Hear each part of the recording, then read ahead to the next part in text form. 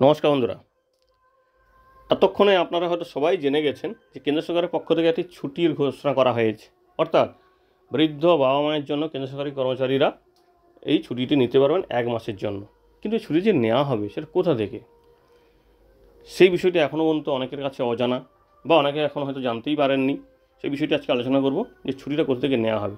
তো মাননীয় মন্ত্রী এই বিষয়টি সংসদে বলেছেন যে কীভাবে বা কোথা থেকে এই ছুটি কাটা হবে কেন্দ্রীয় সরকারি কর্মচারীদের ক্ষেত্রে, সেটা কিন্তু এখানে পরিষ্কার বলে দেওয়া হয়েছে। দেখুন, ইকোনমিক টাইমসে একটি খবর প্রকাশিত হয়েছিল যে centre updates leave policy, government staff can now take time off care for elderly parents. অর্থাৎ গভর্নমেন্ট স্টাফরা, অর্থাৎ গভর্নমেন্ট এমপ্লয়িরা এবার থেকে তাদের বাবা মায়ের জন্য ছুটি নিতে পারবে। তো এটার পরে আপনারা অনেকেই কমেন্ট করছেন যে ছুটিটা কি নতুন নাকি অন্য কোথাও থেকে কাটা হবে। তো সেই বিষয়ে যে কেন্দ্রীয় মন্ত্রী, দেখুন, রাজ্যসভা সংসদে এক সদস্য সুমিত্রা বাল্মিক এই প্রশ্নটি উত্থাপন করেছিলেন যে কেন্দ্র সরকারি কর্মচারীরা কি তাদের বৃদ্ধ বাবা মায়ের যত্ন নেওয়ার জন্য ছুটি নিতে পারবেন।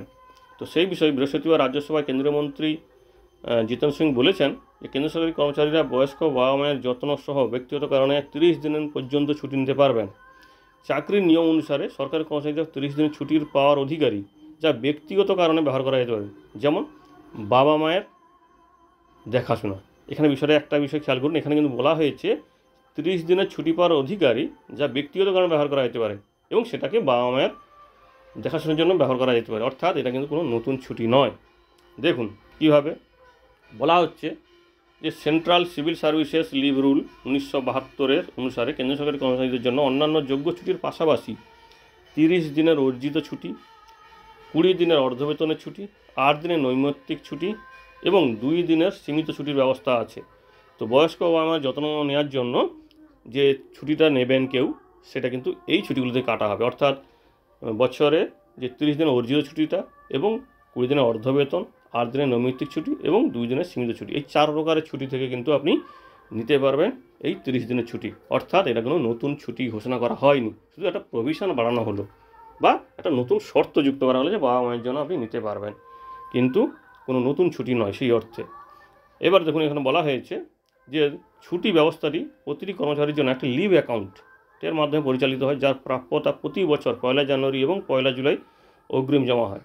ছুটি নেওয়ার সময় সংশ্লিষ্ট দিনগুলিতে ডেবিট করা হয়, তবে কিছু বিশেষ শ্রেণীর ছুটি যেমন মাতৃত্বকালীন ছুটি, পিতৃত্বকালীন ছুটি, শিশু যত্ন ছুটি এবং অধ্যয়ন ছুটি আলাদা আলাদাভাবে নিয়ন্ত্রিত হয় এবং সর্বদা দুটি অ্যাকাউন্টে ডেবিট করা নাও হতে পারে।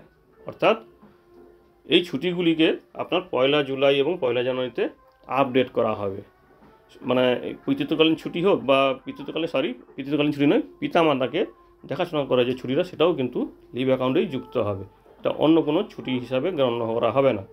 এবারে সেই সঙ্গে একটু দেখে নিই যে 2025-এ সরকারি ছুটির তালিকা, কেন্দ্র সরকারের লিস্ট অনুযায়ী, সেটাই বলছি, মোটামুটি এইগুলোই হতে পারে।